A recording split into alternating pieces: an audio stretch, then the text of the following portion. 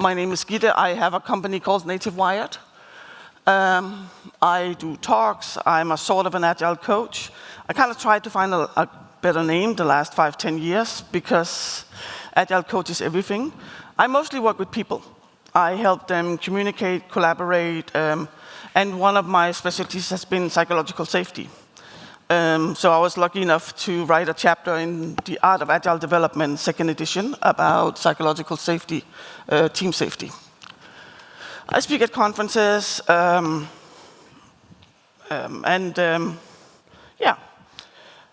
pronouns is she and her. So why am I doing this talk? Point 1, Uwe is sick. That's why I'm doing the talk. I'm doing this talk because the last 10 years, I've become more and more tired of how we bash managers. I'm not even sure it's only 10 years. I'm doing this because I see the damage in our organizations when we don't have good managers or we don't have enough managers, and I see the benefit when we actually have great managers. And I'm also doing it because I see some tendencies in our industry that I don't like. I see some tendencies that are driving us in the wrong direction. At the moment, it looks like it's only people. But in the long run, it's also going to be companies that's going to break down from it. So there's like a term saying, let's not throw the baby out with the bathwater. And I think we've been doing this with management for many, many years. And management skills are just tools. Just like Scrum and Kanban and retrospectives, they're all tools. Tools are valuable in some context. So like one of the things I often help people with is when they have action points, there should be a follow-up date or a deadline, and there should be someone responsible instead of, oh, the team needs to do this. So if it's like the team needs to do this, I will serve them an anchor person. This is the one that is responsible for reminding the team what they agreed on. And this is something I picked up from when I learned a little bit about project management. Having a decision log, so you don't have to be in every single meeting to figure out what happened. Ending the meeting with saying, we have these 2 actions, we have this decision, do we agree on that? Things like that. And I feel like we've been just throwing these things away, which I think is sad, because everything we work with is so complex that we should use all the tools we can get. So the trends I see in our industry, the first one is like, we need return on investment now. And it's not just in tech. In the good old days, which means like 4 years ago, you would buy a series, or Netflix would make a series, and they'll buy 4 seasons, and only if it really, really went bad, they would cut it. Now it's like they only make the first, and then they evaluate, and if it's not performing within 2-3 weeks, they're not going to make the second one. Because you want that kind of bad. And it's kind of sad, because that means that story arcs are broken, or we just get more shallow things. We can't do the ones that build up. But we see it in our industry as well, that before you invested in a company, it could take time. Now it's like, I want my money back latest within the first quarter. Which also brings us to the part where people go, so how can we do this? We can reduce cost. By reducing cost, we can make money now. The other part of that is that tech people and the ones producing things are often seen as costs, where they should be seen as assets. Melissa Perry, she does some good talks about it and blog posts about it. But it is seen as cost. And one of the things we see is that so many people get fired. One of them is that, Google fired people. Google is smart, we should fire people. That's one part. But the other part is that we want to make money. And how do you make money fast? Well, we can't really make money fast, so let's remove some of the expenses. That also means that there's no long-term investment. There's not a lot of people won't do long-term investment on the stock market. They won't do long-term investment in companies, but we also don't do long-term investment in people. A lot of the things that is needed to work as a team, to have an organization, to have innovation, those are things that take time. You can't just pull people in and say, ta-da, now you can do it. So in 2023, October, Spotify fired 1,500 people. and Daniel Ek, the founder, said, we have too many people who do jobs around the jobs, and then we have people who are not even working near where the job is happening. Go forward a little bit, and in February 2020, February or March, he said this. So this is a true headline from Fortune magazine. Spotify CEO Daniel Ek surprised of how much laying off 1,500 employees negatively affected the streaming giant's operations. And when I read this the first time, I was like, duh. So basically, it was one of the first times where they didn't achieve the growth they wanted, and they did not get the revenue they wanted. And he went out and said, yeah, okay, blah. And then the stock went up 60%. Because of, now we are reminded, they actually removed 1,500 people. So saying, my product has become worse because we can't even fix things, we can't make new things, but we save money, ta-da. And I think that's a problem in our industry, is that it's become this instead of actually looking at how can we do awesome stuff. And the other part is like, teams can do everything. It used to be, we had different things, and I don't like when we have like a team and operations, we have tests, all of that. I'm not saying we should go back to that, far from it. But it feels like we've gone the other way. And especially with things like, everyone can test, because it's just, you just tap around here and there. UX, I mean, it's people, design. I mean, we have front-end engineers, they can do this. And a lot of management has also been pushed down. So all of a sudden, you have these people who have to pull all of these things. And yes, I do believe it's nice to have testing. If you are able to, it's good to have design and UX in there. But it can also be a problem if you put too much in there, because this is not what a team is there for. A team is there to produce value. And if they have too many of these other ones, like you need to be the ones who enroll people when they come in, you need to be part of job interviews, you need to do this, you need to do that, especially because you're autonomous. When are they actually going to have the time to, first of all, create things, but even get the ideas of what to create? And then, of course, there's the third one. AI can do all the things. Which I hope you have learned over the last 2 days. It cannot. It can do some things. It's a helpful tool, but that's all it is. And it's not AI. It's not an intelligence. It might be artificial, but yeah. The other thing that is happening is that people are not doing well. So there's a report called Gallup's Report of the Global Workforce. And this, it's a 24. It's the 10th anniversary. And people have just become, they feel worse and worse. UN has been looking into stress and stuff like that, and that is growing. Europe is one of the places where it's worst. So I took the numbers from Europe, but in the back of the slide deck, there is from the world as well. So they distinguish between engaged, not engaged, and actively disengaging. So actively disengaging is like quiet quitting, or you just, you're really angry at your job.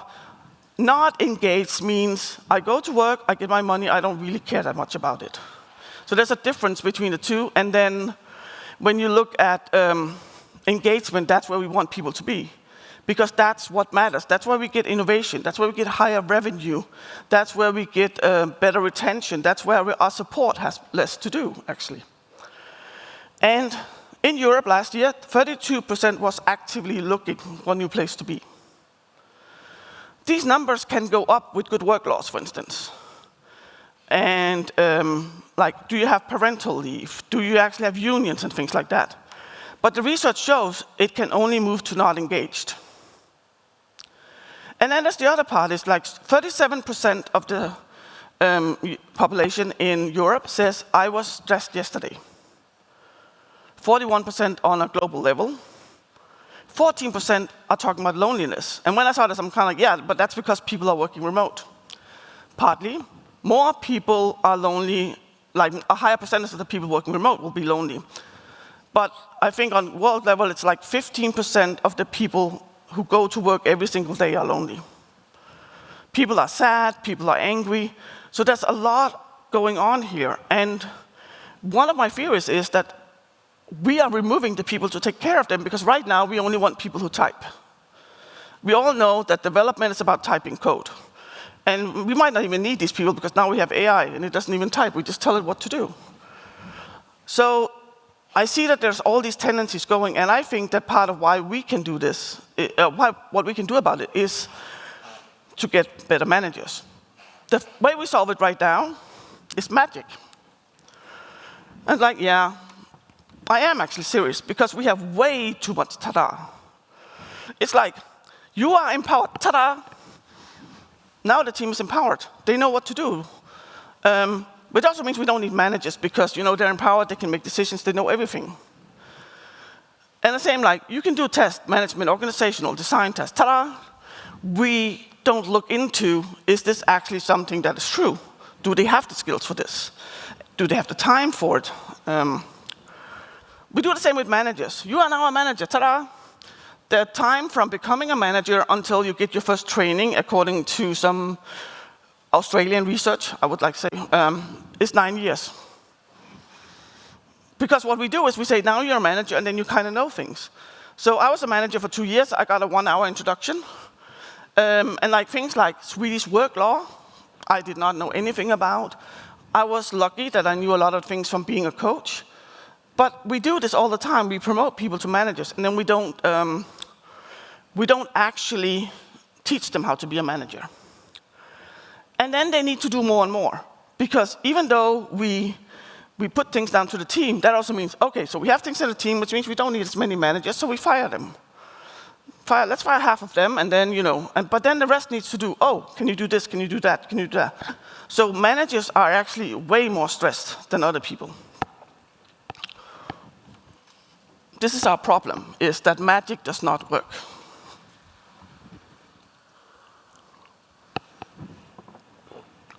Okay, so why do we need managers? We need managers partly because they can take care of people. And it sounds like super soft, we need to take care of people. Basically, if you want to look at it just from a money perspective, we want to take care of our workforce. If you do not take care of our workforce, they are not going to perform. If we have a machine and we do not put oil in it, it's not going to perform. And for a long time, we've been doing this. Like, there are two kinds of managers. We have managers and we have leaders. We have the old-fashioned, but now we swung over to the modern. So we have the evil managers, and by looking at this drawing, you can see that when Jakob and I do talks, he makes the drawings. We have managers. They have the whip. I couldn't find the right picture, but we probably know it. Managers are waste. They are about overhead. They're controlling. They're just pushing people forward. And then we have the nice leaders who go in front with the flag, and we just follow them, and everything is nice, and they're human. And we tend to kind of do this. At the moment, things are actually going a little bit more towards managers and going more towards having managers inside team and doing part of the work. But that doesn't really work properly. And I would like to say, because some people say we shouldn't have more managers, all managers are okay. What they do might not be. But the same thing goes for leaders. So if we look at the manager here, yes, we see the whip, but the manager is actually looking at people. How are they doing? One of the things I see sometimes when we have a manager that's like a leader is hands-off leadership. You come, you ask for help, and they go like, you're empowered, or you're autonomous, or you're self-driven, you fix it. And it sounds like something that's stupid to do, but I've heard it over and over and over again. But the team is empowered, they can do all the things. And it's not enough to do that. We need things from both. From management, for instance, we need to be able to set directions. We need to be able to translate strategy language. If you say everyone needs to know the strategy, so we take everyone in and they talk strategy, but strategy is a specific language. Board members know how to speak strategy. The C-levels usually know how to speak strategy, but strategy can be up here, and part of what a manager does is they can translate. I talked about the Swedish work law. At the moment, you have to fire people, which is super hard. So there's a lot of things there that a manager does. We don't want the micromanagement, of course. What we want from the leaders, we want the leadership. We want them to be the one in front and kind of being the role model. We want them to care about people. We want them to coach. So we need something from like both if we are to get really great managers. Some of the research that's done, not with the Global Workforce Report, but connected to it, is that a good manager accounts for 70% of the variance in engagement. 70%. So if you have areas where you have good working environments and there's a good manager, there's a high likelihood that you have a lot better engagement with people. If you have good, I think it's like 75, if you have good working environment and good rules and autonomy and stuff like that, 75% of managers will be highly engaged and 70% of non-managers. And then we need managers to pull things out of teams again. We've been pushing things into teams. And yes, some testing can happen outside teams. Every developer should test. If not, they can come talk to me outside afterwards. But there are things that we might not need to have in a team, and there are things we shouldn't have in a team. And I think the whole thing about growing people, challenging people, helping them learn, as a manager, I did not have time for that because there were all the other things I needed to do. But that could happen inside the team, and we hire someone new, we put them inside the team, you fix it. We need to pull those things out of the team and pull them back to management so that management can take care of these things, because the most important thing for a manager is to enable people to do the best work they can.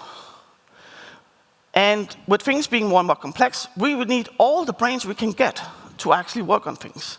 So even though it's just a support function, we need that badly. So what does a manager of the future look like?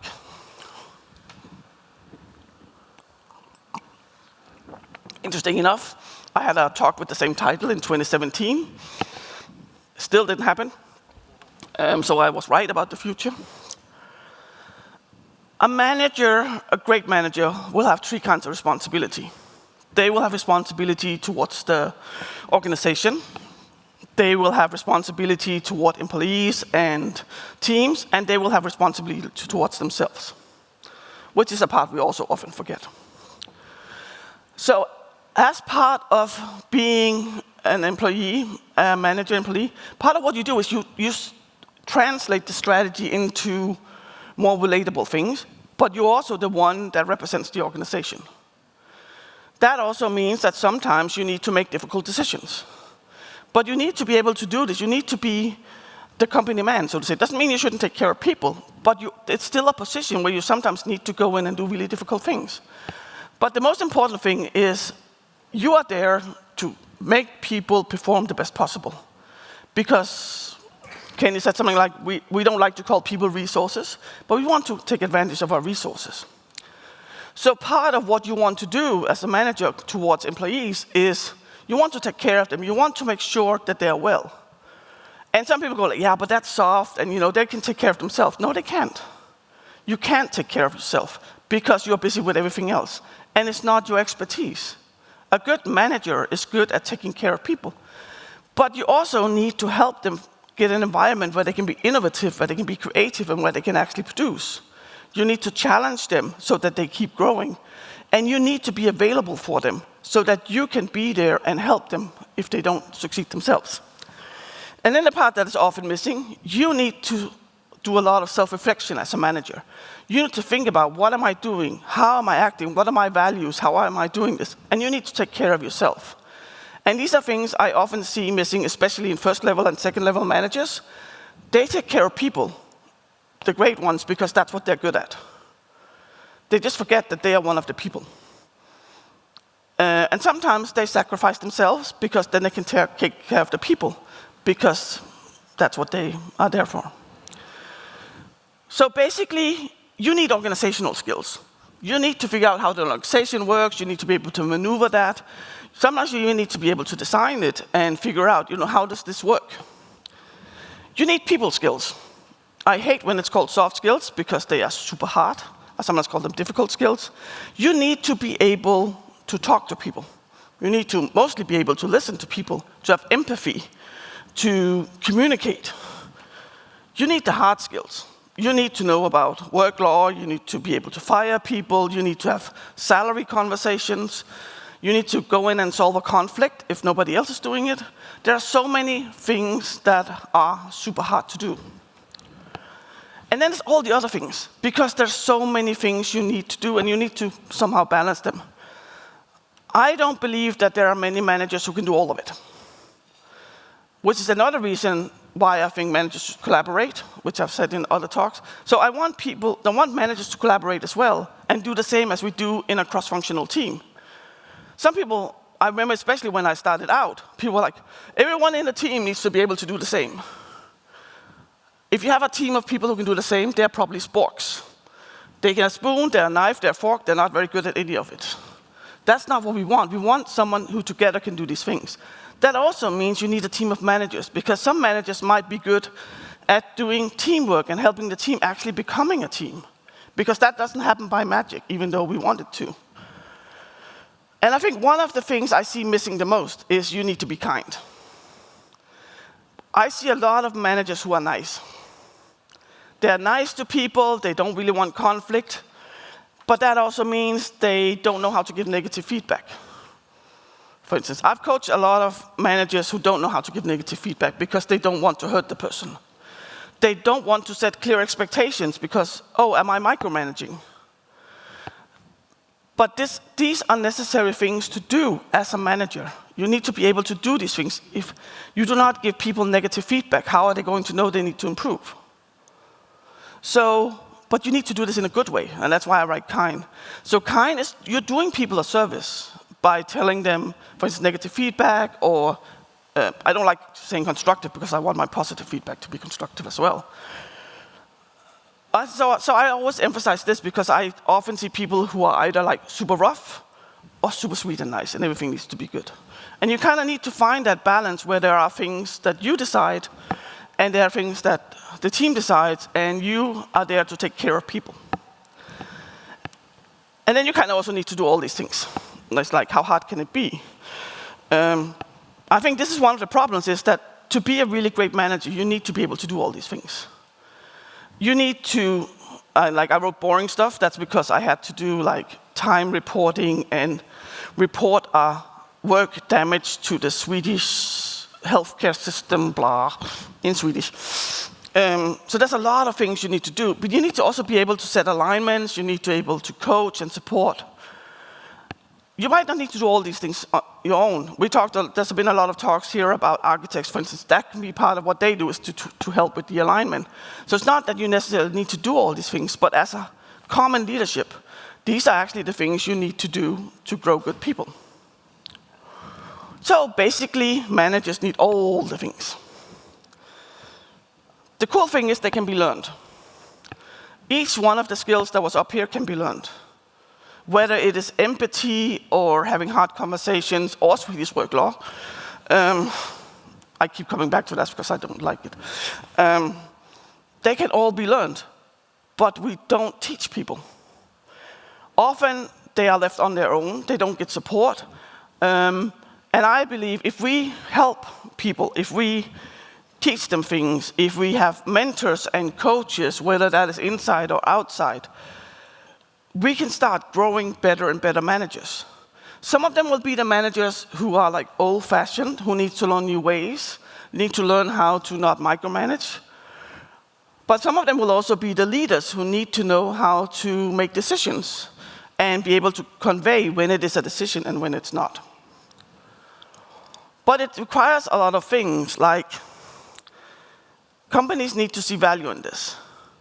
So when Jakob and I talked yesterday, we talked about 3 kinds of leaders. You have the expert leader, you have the achiever, and you have the catalyst. The first 2 ones are often the ones that are praised and promoted because they're the ones, hey, look what I did, or look what I made my team do. So visible. Your job as a catalyst is to help them. You need to put your ego away from what you do and put your ego over to what is it that I can help the team do? What is it I can enable the team to do?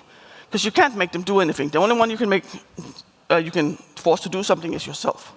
I mean, management by fear works to some extent, but we don't get enough out of people. But unless companies start seeing value in having leaders like this, it's not going to happen. Personally, I thought this was going to happen in 2000, 11, 12, nothing happened. Well, that's not true. There are places where it happened. You need managers and leaders to want to change. You need managers to realize, okay, control is an illusion. You need to let go of that. You need leaders to say, okay, I need to be a little bit more firm. I need to be able to set clear expectations. You need trainings and mentoring and coaching, whether that is internally or not. I think this is important because these skills are very different. They are also difficult to learn, most of them. You also need the teams to take responsibility. When a team is autonomous, what happens sometimes is that means you can do whatever. They need to also take their responsibility for their things, and one of the things they need to take responsibility is to give account. Talk about how things are going, because otherwise the managers will need to go around to each team to figure out how things are going and if they need help or not. Managers need to have time to learn and grow. As a bigger thing, I think it would be super good in the world if we could just slow down a bit. Because if we slow down, we can go faster. Because then we'll have the time to learn, to reflect, to digest. Instead of what we're doing right now is we're just running out there. When you get stressed, your left frontal lobe shrinks, literally physically shrinks. You can measure it. That's where innovation and creativity sits. That's what we're doing to people now. That's what we're doing to ourselves now. So, wrapping up, the workforce is struggling. And we are not, as companies, taking advantage of all the brains we have. We have so many amazing brains, and we are not taking advantage of them. Either we are not listening to them, or they are being super stressed, and then we're not taking advantage of it either. You need to have a good environment where you can take advantage of this. And it's not just about being nice to people. Of course, we should be nice and kind to people. They should have a good working environment. But it is also about having better companies that will exist in the long run. So Jakob and I have a mission. We deserve better leaders. So that's what we're trying to do. We are going to revolutionize the world in a few years. We need this as humans and as organizations. We need managers, but we need good managers. Preferably great managers, but that's hard. We need them to take part of the job that we have pushed down to the teams, but we also need them to take care of people so that they can become the best they can be within their field. Management skills are real. Leadership skills are real. One of the reasons I get angry with the soft things is like it's this people thing, you know. Everyone can communicate, everyone can collaborate. No, they can't. They can say words. That's not the same as communication. These things are proper skills that can be learned. And then, of course, there's all the other ones that doesn't fit in these two boxes. But you can learn all of them. You need the time for it, and of course, you need access to training or mentors or whatever. Oh, I forgot I had that one. And you need to be kind. And I put in here, you need to be kind to yourself. Whether you are in a team or you're a manager, whatever, we tend to be the hardest on ourselves. You need to take care of yourself and be kind to yourself as well. Be kind also means you need to be tough on yourself. If you're failing, own that failure, learn from that failure. But you need to be kind and do it in a good way. So, yeah, that's my message, is that because of the way we build organizations, because of the way we do things, part of that is making people suffer. And when the managers are suffering, the people are suffering. So I believe we need more managers. And I know it's controversial, but I believe that we removed way too much. And it's a little bit like, oh, we're here, everything is old-fashioned, we just swing over here. But that's not how we do it. That's the wrong way to do it, because we can see the consequences. And I mean, companies are still running, companies are still making money, but it's going to be a problem in the long run. And especially now where we go like, ooh, let's have AI instead of junior developers. So what happens when the other developers die? I used to do a talk called Agile Myths and Facts. And one of them was like, we don't need documentation in Agile. And I was like, I am working with some people who made the first payment system in Denmark. because the farming industry were actually pretty fast at doing these things. They are literally dying, like literally, because it's that old. If we don't have documentation, we don't need it. So we need to build these things. We need to have juniors come in and learn and also teach us things, because as a senior, you can think you know everything, but you really don't. And if we don't do these things, if we don't combine that, taking that responsibility, bringing in people who can take care of the ones who are producing and creating the stuff that we want to sell and to use, I think we are in trouble. Thank you for listening to me. As you might have seen, I can talk very long about this.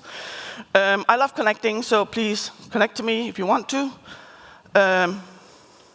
Yeah, thank you for listening.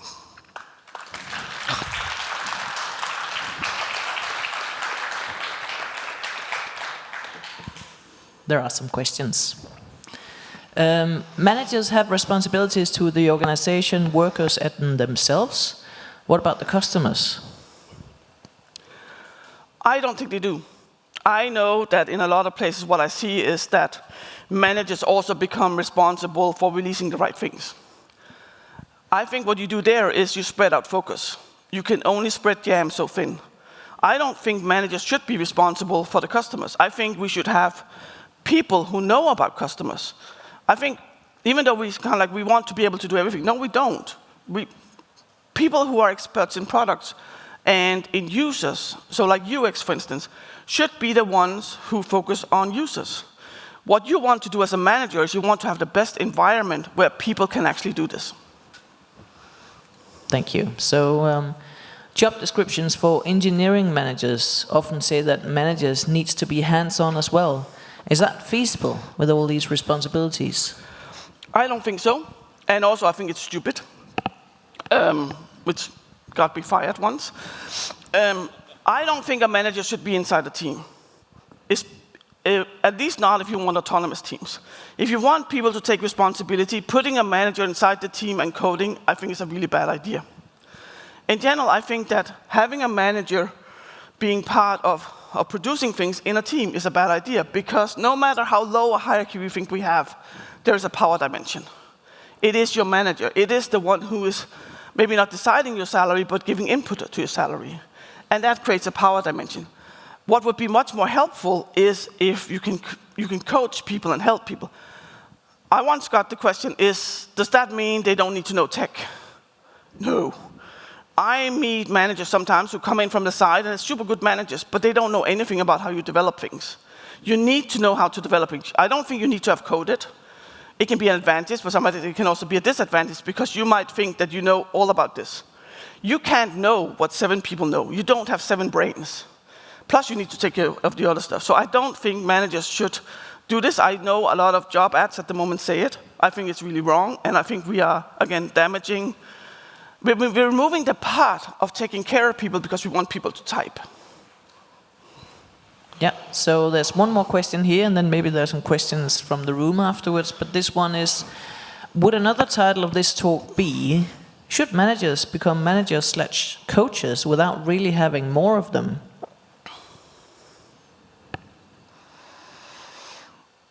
That's a good question. First of all, I don't believe in should. Should is an obligation. If you want to become a manager in an organization that does not take care of people, you need to think about, is this something you want? Make it an active decision. Sadly, in a lot of organizations, this is the only way you can kind of be promoted, is to become a manager. I think it's a really bad market now for doing it, but otherwise, I would be like, as a manager, I would demand getting more of this. I would be talking to people, I would be going together with the other managers and figuring out this. Should you do it? That's up to you.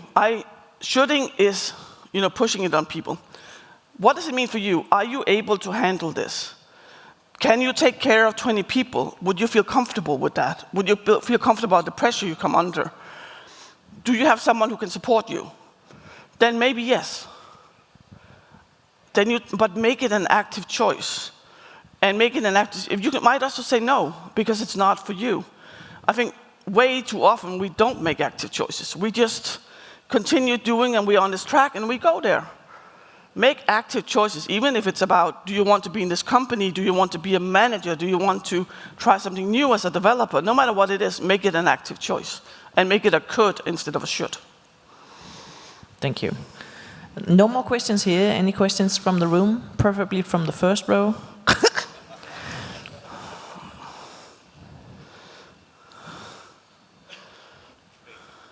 Okay, let's thank Gitte again.